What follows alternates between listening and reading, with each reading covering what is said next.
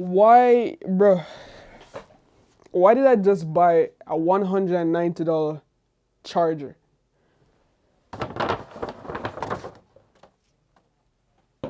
At this point, Apple products is basically like designer. Like I have a designer charger, luxury. I'm laid back, but I don't front. Dopamine up in the MagSafe plug. Hit my line like it ain't just up. Present decline is a sugar rush. I'm laid back, but I don't front. Passenger side in the MagSafe plug. Alright guys, so I did something really, I don't know, it might make sense because I probably needed this thing, but we have the MagSafe Duo charger in-house, and as you guys can see, 169 Canadian dollars. With taxes, it goes up to 190 here in Canada, which is ridiculous. I even spoke to the guy at the Apple store and said, yo, this is super expensive, man, like what's going on? He said, well, if you look at it, you're paying for the Apple Watch charger, and the Apple Watch charger costs like $100, and you're also paying for MagSafe, which is like $70. And I was like, you know what, you're kind of making sense, but still, it's too expensive. But yes guys, we're gonna open this thing for the first time, see what we get inside. I already spoiled myself and watched a couple of videos, so let me break it to you guys. We won't get a power brick in here, we have to buy a separate power brick. So imagine paying all that money for this charger, and you can't charge your phone because it doesn't come with a power brick. My HomePod Mini, $99 HomePod Mini, came with a 20-watt power brick, but the MagSafe Duo charger doesn't come with a power brick. Like, what? That's ridiculous. Like, Apple says they're saving the environment, but at the same time, like, come on. Alright, so this is the unboxing, and wow. This thing is super slim. I like it. So we have the MagSafe Duo inside. We have our manuals teaching us how to use it, all that stuff. I probably need to start reading these stuff because I never ever do. And the cable is lightning to USB-C. It's not USB-C to USB-C like a lot of people expected it to be, bars. But yeah, this is the unboxing experience. That's all we get inside. So MagSafe Duo charger, lightning cable, and instruction manuals that no one ever used. Wait, hold on, I think I see some little peeling addiction right here. Let's get it. First peel. Apple Watch needs a peel as well. Let's get that. Ooh, I just love peeling new stuff. Peeling plastic off new products is so good. The smell is nice as well. I like it. So taking a look around the case, basically this half is the MagSafe and this half is your Apple Watch charger, and it's pretty cool. So it's super thin as well. Like guys, look how thin this is. It's gonna be really good for traveling. I could already see that. And taking a look, we also have the lightning port down here, which is literally like the lightning port is the thickness of this case. It almost feels like it's a silicone case, but it's way more slippery. So let's put this thing to use. We have the cable. Let's attach that. And for just demo purposes, I'm going to attach it to a power bank.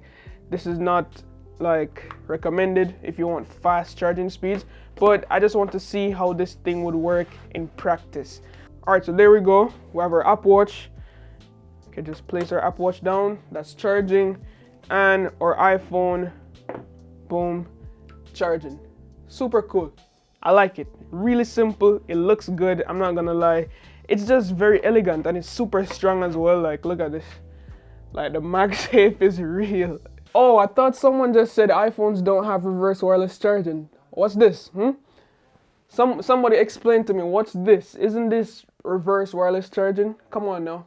Put some respect on Apple's name. Okay guys, so I just like finished organizing all my chargers and stuff because this is pretty important. I haven't done like any extensive charge tests or anything at this point, but wireless charging with the MagSafe could only go up to 14 watts for the iPhone, and that's if you have a 27 watt or higher AC adapter like this. So right here on the desk, I have a couple power adapters that you could buy. Now this one is Warp Charge 65, so this is a 65 watt power adapter, but this is from OnePlus. Now this little brick is what you'd get. You don't want to be charging your MagSafe Duo with this thing. This is a 5-watt charger. If you have one of these and you're charging any of the latest gen iPhones or your wireless charger, just take it and do this, all right? Hold it closely and throw it out the window.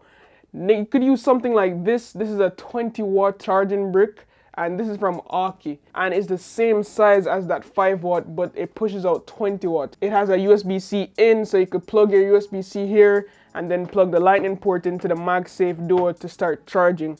So this is a go. I'll try to leave a link for this down below in the description. Next up, this is a 17-watt charger that Apple sent out with their iPhone 11s. So all the iPhone 11 Pros and stuff got this charger. This won't charge the MagSafe Duo as fast as a 20-watt or something like, this is a 90-watt charger. It's overkill, but you want to use something above 17 watts, which is 20 watts or higher.